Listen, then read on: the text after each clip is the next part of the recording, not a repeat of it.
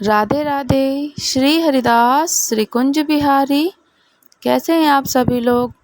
I hope Kanha ji की कृपा से आप सभी लोग अच्छे होंगे, स्वस्थ होंगे।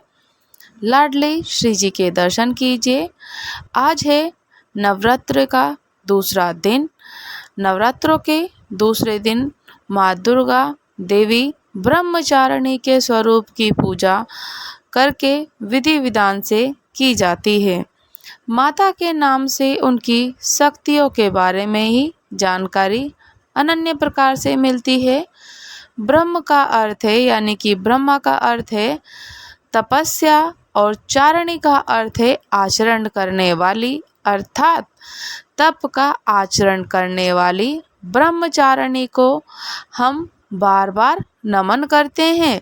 माता ब्रह्मचारिणी की पूजा आराधना करने से आत्मविश्वास, आयु, आरोग्य, सौभाग्य, अभय आदि की प्राप्ति होती है।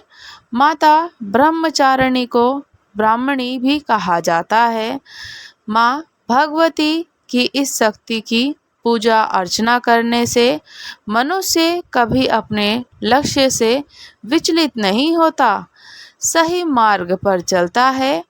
आइए जानते हैं ब्रह्मचारिणी जी की पूजा विधि और कथा, और साथ ही साथ में जानेंगे माँ का महत्व। ऐसे पड़ा माता का नाम ब्रह्मचारिणी।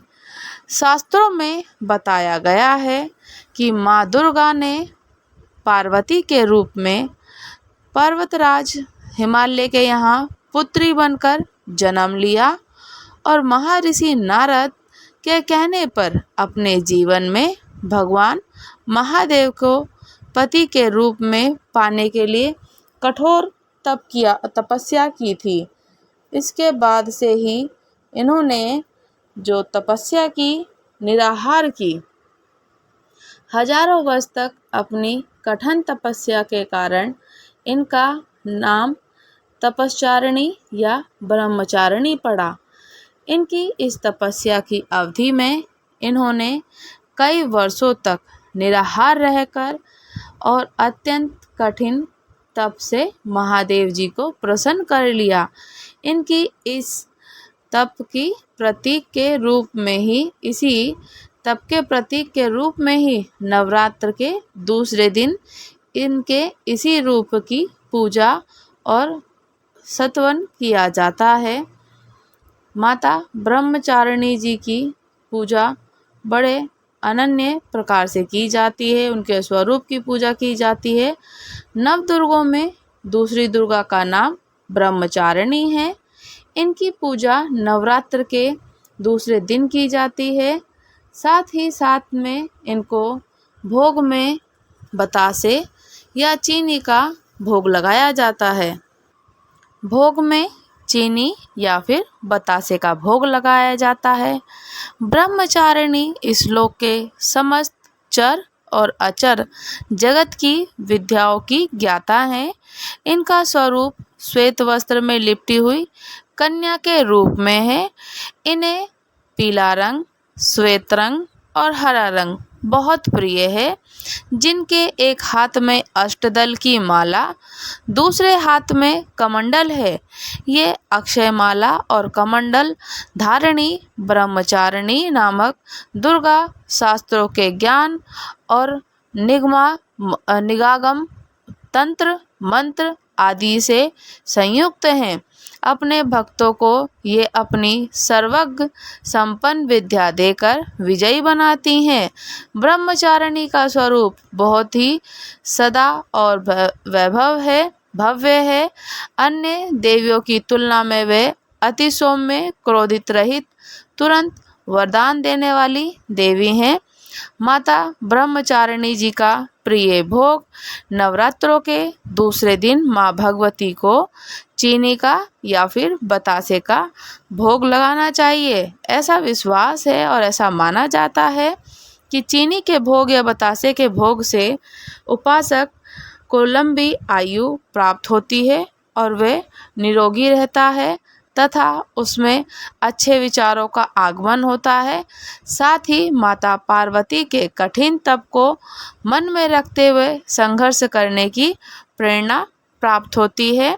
माँ भगवती, माँ ब्रह्मचारिणी जगत जननी को, ब्रह्मचारिणी जी को पीले रंग, हरा रंग, श्वेत रंग बहुत प्रिय है।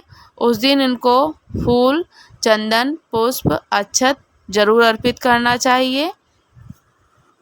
अनेक शास्त्रों के द्वारा दूसरी जो कथा, अनेक शास्त्रों में अनेक प्रकार की कथाएं हैं, जो कि कथाएं मिलती हैं माता के स्वरूप की, उनकी शक्ति की, उनके गाथा की।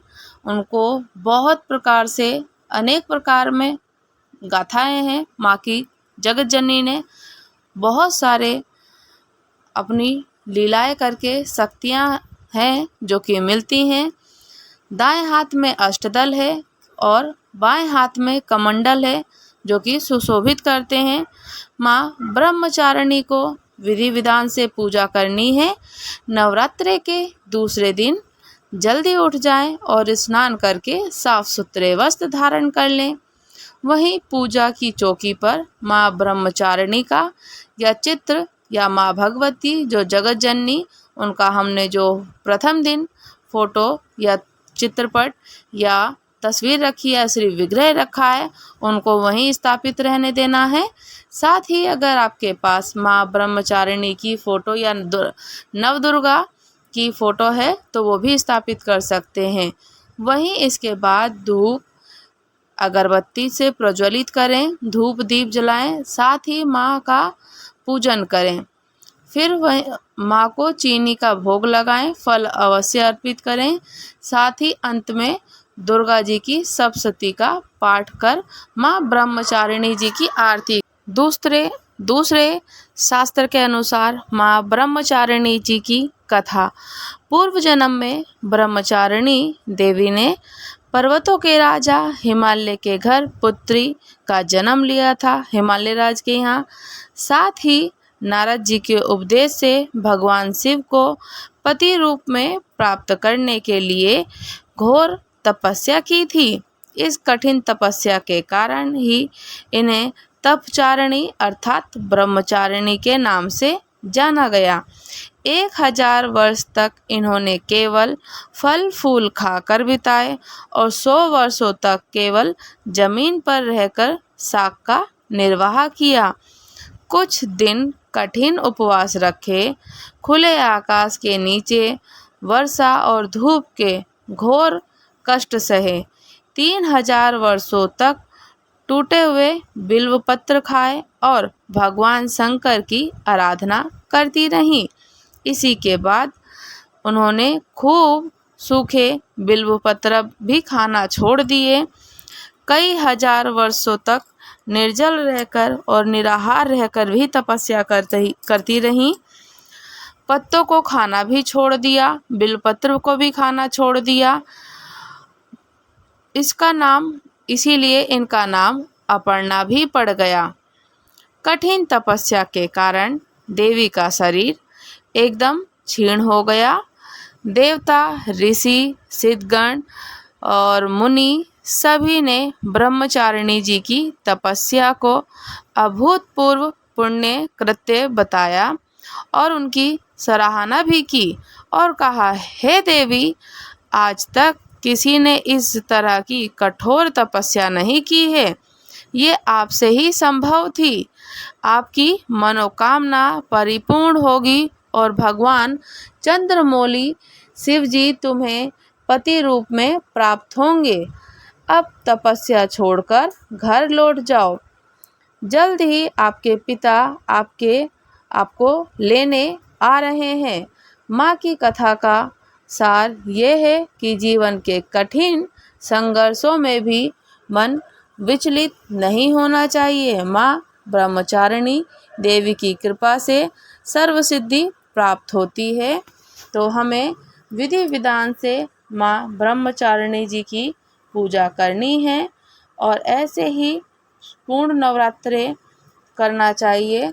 9 दिन तक नवरात्रों में माँ भगवती को अच्छे अच्छे स्वरूप में आप तैयार करें। आपके घर में लाडले हैं, श्री जी हैं, श्यामाजू हैं, श्री विग्रह हैं, जो भी हैं, जिस भी रूप में हैं, आप उनको माँ भगवती जी के रूप में तैयार करके उनको सुंदर सा प्यारा सा भोग लगाएं और अपना बहुत सारा प्रेम दें, अपना भाव दें, उनसे मनोवांछित फल मांगें। माँ भगवती जगत जननी भगवती कृपा करेंगी और सभी पर खूब सारी अपनी ढेरों कृपा ऐसे ही बरसाएंगी। हम लोगों का मंगल हो, साथ में ही प्रभु सभी लोगों पर अपनी कृपा ऐसे ही बनाए रखें। तो माँ भगवती ब्रह्मचारिणी जी का जो दूसरा दिन है, आज का नवरात्रि की कथा को आप सुनिए।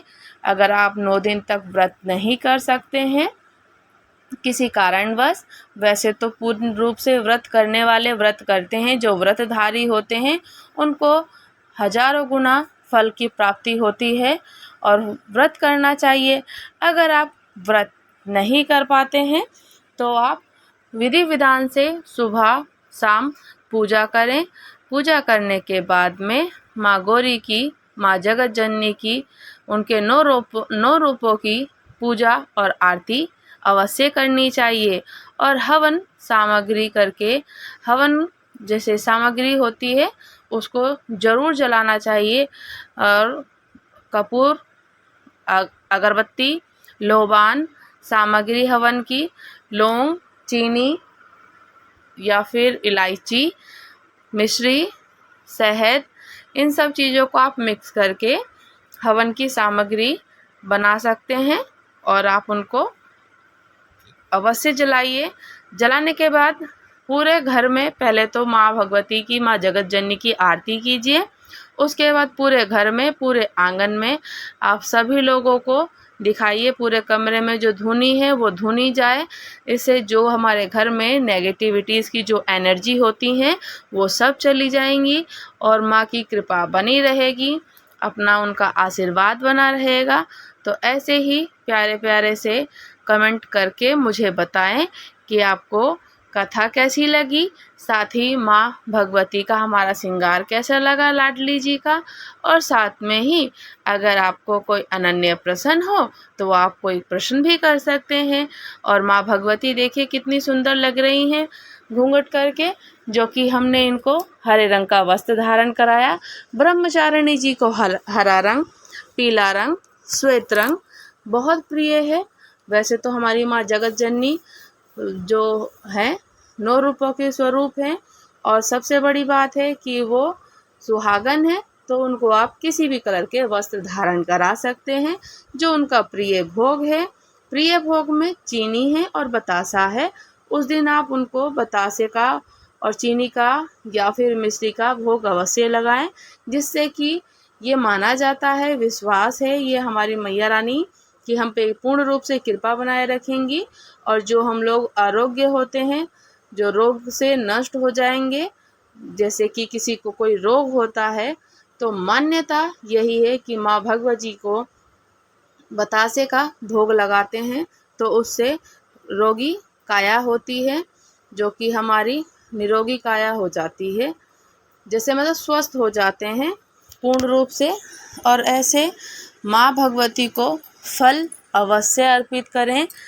9 रूपों में भगवती की अनेक प्रकार की पूजाएं होंगी, उनके बीज मंत्र होते हैं, सप्तशती दुर्गा का पाठ होता है, उनकी आरती होती है, साथ ही साथ में उनको उनके प्रिय भोग भी जरूर लगाएं। दिन के अनुसार अनेक प्रकार के भोग लगते हैं। तो माँ भगवती को पहले दिन तो घी, दूसरे दिन में चीनी और ये बतासा, फिर शहद, उसके साथ मालपुआ, फिर कभी उनको केले का, फिर नारियल का, फिर उनको हलवे पूड़ी का, ऐसे ऐसे करके आप उनको भोग लगाइए। और अगर आप कुछ और बना रहे हैं तो आप कुछ और भी बनाइए, कोई प्रॉब्लम नहीं है। अच्छी अच्छी चीज़ें बनाएं, अच्छी अच्छी भोग लगाएं उनको, मेवे का, मिष्ठान का, फल का, जो ऋतु फल होते हैं, ऋतु फल मिल जाएं तो ऋतु फल लगाइए उनको भोग। और उसके बाद में इनका श्रृंगार अवश्य उतार दिया जाए। माँ भगवती को आप भी जिस प्रकार से स्टार्ट करें, तैयार करें, हम श्री राधा रानी को तैयार करते हैं। फिर उनको मध्य दोपहरी में उतार देती हूँ इनके वस्त्र वगैरह में। उनका श्रृंगार उतारने के बाद ही आप उनको शयन कराएं या फिर उनको पहले मुख पोंछ दें, उसके बाद में आप उनको शयन कराएं। उसके बाद में आप उनको भोग प्रसादी भी दें उठाने के बाद। राधे राधे। श्री हरिदास श्री कुंज बिहारी। चैनल पे अगर नए हैं तो चैनल को सब्सक्राइब कीजिएगा, लाइक कीजिएगा और कमेंट करके बताइएगा। आपके प्यारे प्यारे से कमेंट से मोटिवेशन मिलती है। राधे राधे।